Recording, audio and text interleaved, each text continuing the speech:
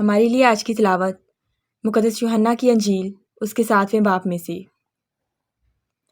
اس وقت یسوع جلیل میں پھرتا رہا کیونکہ یہودیہ میں وہ پھرنا نہیں چاہتا تھا، اس لیے کہ یہودی اس کے قتل کے فکر میں تھے اور یہودیوں کی عید خیام نزدیک آئی۔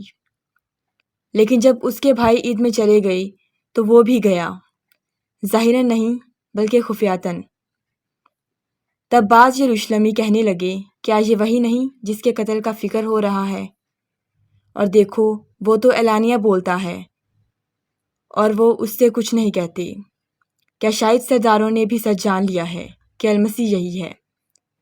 لیکن اس کو تو ہم جانتے ہیں کہ کہاں کا ہے، مگر المسیح جب آئے گا تو کوئی نہ جانے گا کہ کہاں کا ہے۔ تب یسوع نے ہیکل میں تعلیم دیتے ہوئے بلند آواز سے کہا کہ تم مجھ کو جانتے ہو اور یہ بھی جانتے ہو کہ میں کہاں کا ہوں، اور میں آپ سے نہیں آیا بلکہ جس نے مجھے بھیجا ہے وہ برحق ہے۔ اس کو تم نہیں جانتے، میں اسے جانتا ہوں، اس لیے کہ میں اس کی طرف سے ہوں اور اسی نے مجھے بھیجا ہے۔ اس پر وہ اسے گرفتار کرنے کی کوشش کرنے لگے، مگر کسی نے اس پر ہاتھ نہ ڈالا کیونکہ اس کا وقت ہنواس نہیں آیا تھا۔ پاک کلام کے پڑھے اور سنے جانے پر خداوند کی برکت ہو۔ خداوند کا شکر ہو۔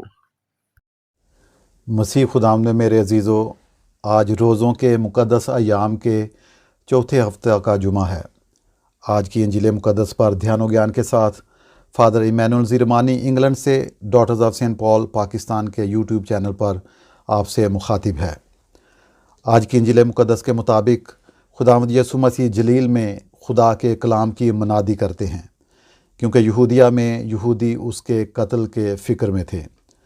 گزشتہ 2 ہفتوں کی تلاوتوں میں ہم مسلسل سن رہے ہیں کہ ایک طرف خداوند یسوع مسیح خوشخبری کو پھیلانے، بیماروں کو اچھا کرنے، غریبوں اور مسکینوں کو بشارت دینے میں مصروف ہیں، تو دوسری طرف یہودی ہمارے خداوند کی بڑھتی ہوئی مقبولیت اور اس کے کلام کو رد کرتے ہوئے اس کے قتل کے خواہاں ہیں۔ خداوند یسوع مسیح ایک بہت بڑے مقصد کے تحت اس دنیا میں آئے۔ انہوں نے قدم قدم پر اپنے باپ کی مرضی کو عزیز جانا اور کمال دلیری سے، یہ جانتے ہوئے بھی کہ یہودی اسے قتل کریں گے، خداوند یسوع مسیح آگے بڑھتے رہے اور نجات کی خوشخبری پھیلاتے رہے۔ میرے عزیزو، جتنا زندگی میں بڑا مشن اور مقصد ہوتا ہے، اتنی ہی دلیری، جرأت اور قربانی کی ضرورت ہوتی ہے۔ جب ہم خداوند یسوع مسیح کی زندگی کو دیکھتے ہیں تو ہمیں معلوم ہوتا ہے کہ انہوں نے اپنے بھیجنے والے کی مرضی کو ہمیشہ عزیز جانا، مسلسل دعا اور ریاضت میں زندگی گزاری اور اپنے باپ کے ساتھ منسلک اور متحد رہے۔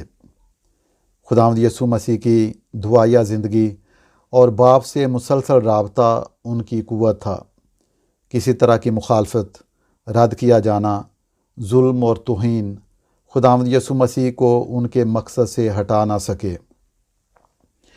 مسیح خداوند اس بات سے آگاہ تھے کہ یروشلم میں انہیں قتل کیا جائے گا۔ انہیں معلوم تھا کہ انہوں نے انسانوں کے گناہوں کی نجات کے لیے کلوری پر اپنا خون بہانا ہے۔ وہ اس عظیم قربانی کے لیے تیار تھے۔ انہوں نے جب ایک بار یروشلم کی طرف اپنا چہرہ کیا تو پھر پیچھے مڑ کر نہیں دیکھا، بلکہ صلیبی قربانی قبول کی اور باپ کی مرضی کو پورا کیا۔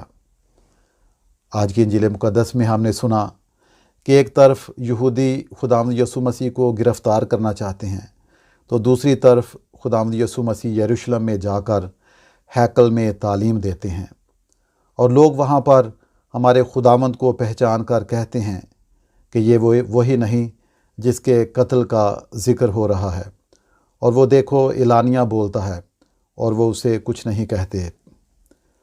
یہودی اس لیے مسیح خداوند سے مخالفت رکھتے تھے کیونکہ خداوند یسوع مسیح نے اپنے متعلق 2 بڑے دعوے کیے تھے۔ پہلا دعویٰ یہ تھا کہ وہ مسیحا یعنی خدا کے ممسوح ہیں۔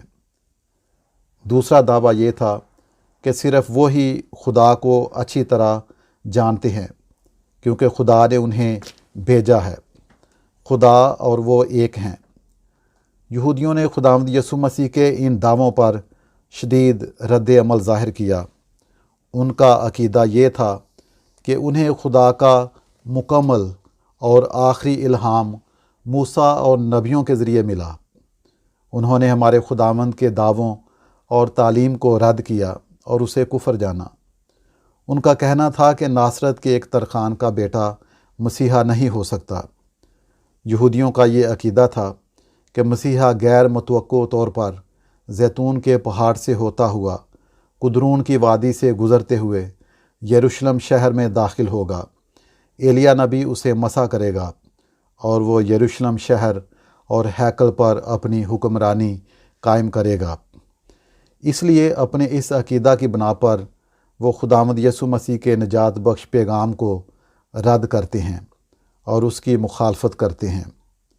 آج کی انجیل مقدس کی روشنی میں ہم خداوند یسوع مسیح سے 3 اہم اسباق سیکھتے ہیں۔ پہلا سبق یہ ہے کہ ہم اپنے خدا پر ہمیشہ بھروسہ کریں، اس کی مرضی کو عزیز جانیں۔ دوسرا سبق، راستے کی مشکلات اور تکالیف کی پرواہ کیے بغیر ہم آگے بڑھتے رہیں، نیکی، بھلائی اور اچھائی کے کام کریں اور خدا کی خوشنودی حاصل کریں۔ تیسرا سبق، ہم جان دینے تک خدا کے وفادار رہیں۔ میرے عزیزو، میری دعا ہے کہ روزوں کے ان مقدس ایام میں جب ہم اپنے نجات دہندہ خداوند یسوع مسیح کی زندگی کے مشن، بشارت، گواہی، صلیبی دکھوں اور صلیبی موت پر دھیان و گیان کرتے ہیں کہ ہم سچے دل سے توبہ کریں، دکھی انسانیت کی خدمت کے لیے اپنے آپ کو وقف کریں اور اپنے قول و فعل سے اس کے سچے اور کھرے شاگرد ہونے کی گواہی دیں۔ آمین۔